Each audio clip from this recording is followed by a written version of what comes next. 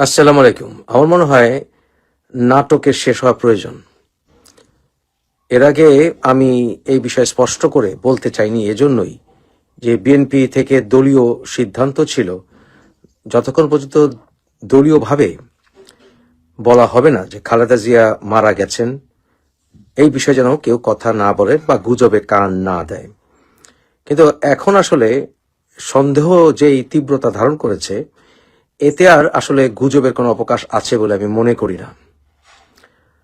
বিভিন্ন সোর্স থেকে যা জানতে পারছি বা শুনতে পারছি, এতে হচ্ছে খালেদা জিয়া উনি দুদিন আগেই মারা গেছেন। কিন্তু যা বললাম, যেহেতু পার্টিগত সিদ্ধান্ত ছিল যে এই বিষয়ে আসলে পার্টি থেকে যতক্ষণ পর্যন্ত অফিসিয়ালি কিছু না বলা হবে ততক্ষণ পর্যন্ত কেউ যেন এই কথা না বলে যে খালেদা জিয়া মারা গেছেন। সেই সিদ্ধান্তের প্রতি শ্রদ্ধা রেখে এতক্ষণ আমি এই বিষয়ে আপনাদেরকে আমার কাছে যা তথ্য আছে তা স্পষ্ট করে বলিনি। তবে স্পষ্টত যেটা হচ্ছে, এখন পর্যন্ত আমার কাছে যে সকল তথ্য আছে, সেটা পারিবারিকগতভাবে হোক বা যেখান থেকেই হোক না কেন, খালেদা জিয়া দুদিন আগেই মারা গেছেন। খালেদা জিয়ার এখন যে ভেন্টিলেশন লাগিয়ে রাখা হয়েছে, সেটা কেন লাগিয়ে রাখা হচ্ছে আপনাদের বুঝতে হবে যে এভার কেয়ার হাসপাতালটা কোথায়। সেটা একটি অত্যন্ত সিকিউর এলাকা। সেইখানে অর্থাৎ সেই এলাকাটাতে মানুষ যেতে হলেই সেখানে বিভিন্ন রকমের চেকিং হয় বা বিভিন্ন রকম প্রশ্ন করা হয় ইত্যাদি, এবং বেশ সিকিউর এলাকা। সেখানে যদি লক্ষ লক্ষ মানুষের ঢল নামে, তাহলে সেখানে ওদের যা নর্মাল সিকিউরিটি সেই এলাকার জন্য, এলাকাটাই সিকিউর আপনারা জানেন, বসুন্ধরা এলাকা, এবং সেখানে আসলে মানুষের ঢল নামলে সেখানকার সিকিউরিটি বিপন্ন হবে বা সেখানে যে প্রচলিত সিকিউরিটি সিস্টেম সেটা বিপন্ন হবে। তাই সেই বসুন্ধরা এলাকার নিরাপত্তা বজায় রাখার জন্য, শুধুমাত্র এভার কেয়ার নয়, বসুন্ধরা এলাকার নিরাপত্তা বজায় রাখার জন্য সেখানে জনসংযোগ বা জনসমাগম, মানুষের ঢল ঠেকানোর জন্য সেটা আসলে এখনো ঘোষণা দেওয়া হয়নি। কারণ খালেদা জিয়া মারা গেছেন এই কথাটি বললে আমরা সেখানে লক্ষ লক্ষ এমনকি কোটি ছাড়িয়ে যেতে পারে এমন মানুষের ভিড় দেখতে পাবো। তাই সেটাকে এখনো প্রকাশ করা হচ্ছে না বলেই আমি মোটামুটি নিশ্চিত হয়েছি। আরেকটি বিষয় হচ্ছে যে খালেদা জিয়াকে আসলে ওনার বডিকে সেখান থেকে কি বের করে নিয়ে আসা হবে, সেটাকে কি আসলে ওনাকে যেখানে ওনার কবরস্থান সেখানে নিয়ে রাখা হবে বা কোথাও গিয়ে রাখা হবে, এই নিরাপত্তা দেওয়ার জন্যই আসলে এসএসএফ এর যে নিরাপত্তা সেটা নিশ্চিত করা হয়েছে, অর্থাৎ ভিভিআইপি নিরাপত্তা। কারণ সেখান থেকে লাশ বের করে আনা এবং সেই সিকিউর বসুন্ধরা এলাকায় অত্যন্ত দুরূহ অথবা অত্যন্ত একটি বিগ চ্যালেঞ্জ। তাই সেখানে এই ভিভিআইপি সিকিউরিটি দেওয়া হচ্ছে, এবং এতেই বোঝা যায় যে খালেদা জিয়া সুস্থ হয়ে সেখান থেকে বের হয়ে আসবেন না, অর্থাৎ ওনার মৃতদেহ সেখান থেকে বের করে আনা হবে। হেলিকপ্টারে করে ওনাকে কোথায় নিয়ে যাবেন? হেলিকপ্টারে করে ওনাকে কি সেখান থেকে কবরস্থানে নিয়ে যাবেন? না।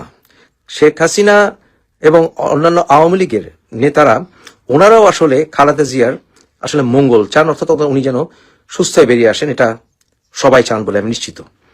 তাই ওনার কোনো শত্রু নাই যে খালেদা জিয়াকে হত্যা করবেন বা খালেদা জিয়ার কোনো ক্ষতি করবেন। এই জন্য ওনাকে সিকিউরিটি দেওয়ার জন্য সেখানে এসএসএফ গেছে। সেখানে এসএসএফ গেছে ওনার মৃতদেহকে বের করে আনার জন্য নিরাপত্তার সাথে। হেলিকপ্টারে করে উনি যাবেন কোথায়? হেলিকপ্টারে উনি যাবেন সোজা এয়ারপোর্টে, এবং সেখানে কাতার এয়ারলাইন্সের একটি এয়ার অ্যাম্বুলেন্সে নিয়ে যাওয়া হবে। আমি জানতে চাই, সেই এয়ার অ্যাম্বুলেন্সে কি খালেদা জিয়ার ডেড বডি নিয়ে যাওয়া হবে, না খালেদা জিয়ার সেখান থেকে প্রায় মৃত বডি নিয়ে যাওয়া হবে? আমরা সাধারণ জনগণ, খালেদা জিয়া আমাদের পাশে সব সময় ছিলেন।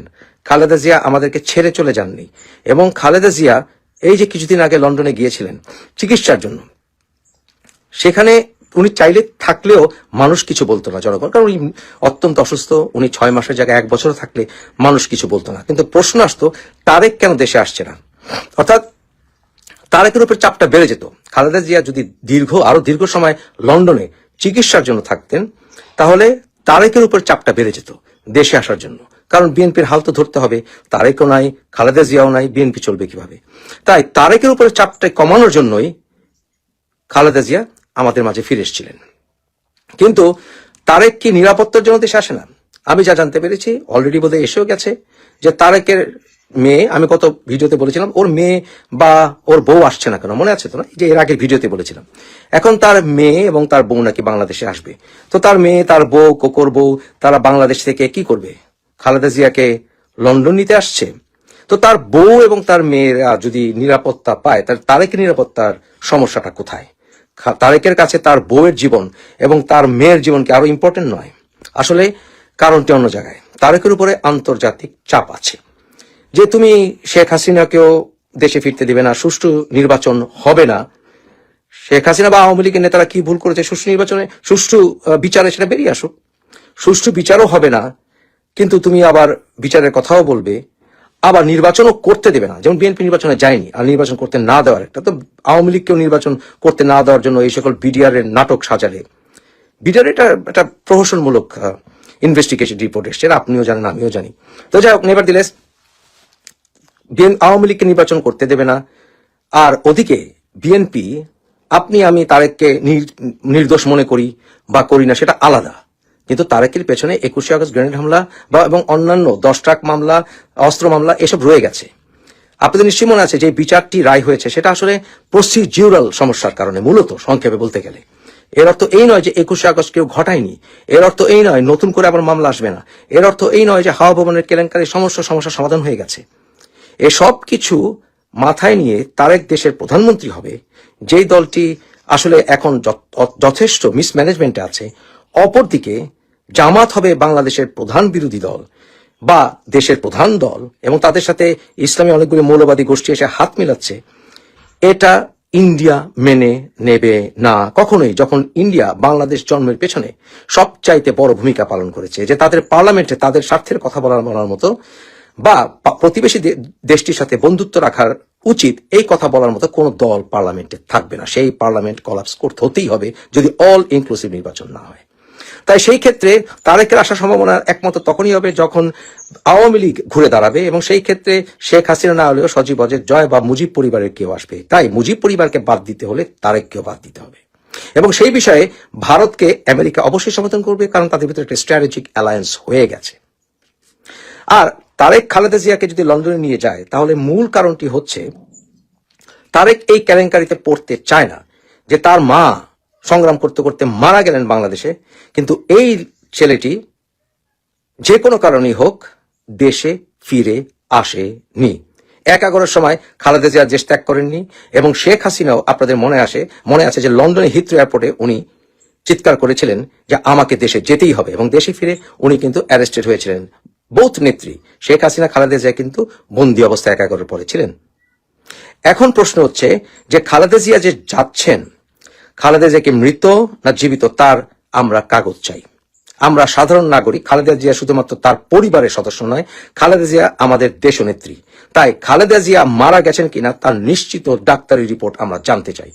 আমরা জানতে পারবো না, আমাদেরকে বলা হবে না উনি গভীর অবস্থায় আছেন, এসব কথা বললে হবে না।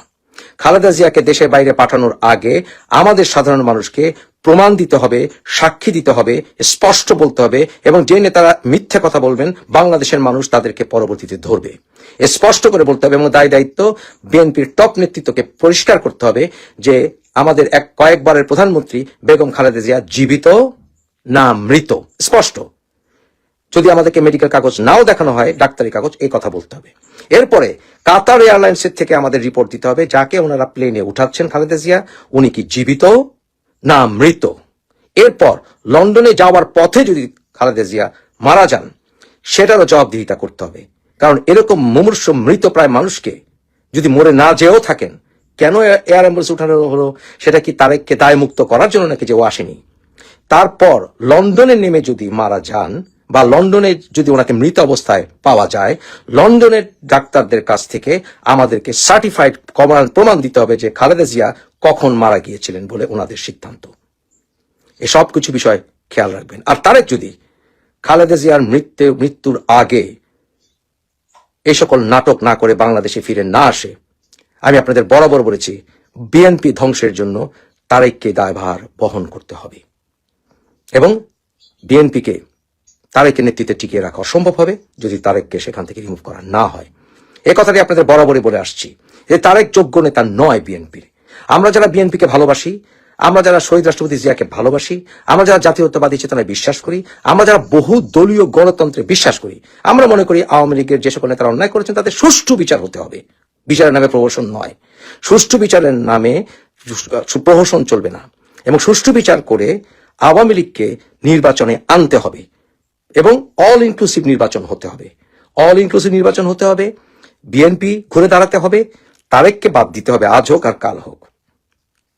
কারণ তারেক কোন যোগ্য নেতৃত্বের কোন প্রমাণ আজ অবধি দিতে পারেনি।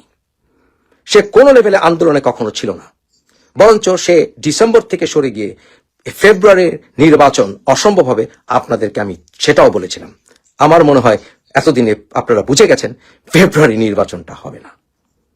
তাই নির্বাচন হতে হবে সুষ্ঠু, স্পষ্টতা থাকতে হবে এবং বিএনপি আওয়ামী লীগকে ঐক্যবদ্ধভাবে, স্বাধীনতার পক্ষের শক্তিদেরকে নিজেদের দোষ স্বীকার করে ঐক্যবদ্ধভাবে নির্বাচনে অংশ নিয়ে স্বাধীনতা বিরোধী শক্তিদেরকে ঠেকাতে হবে।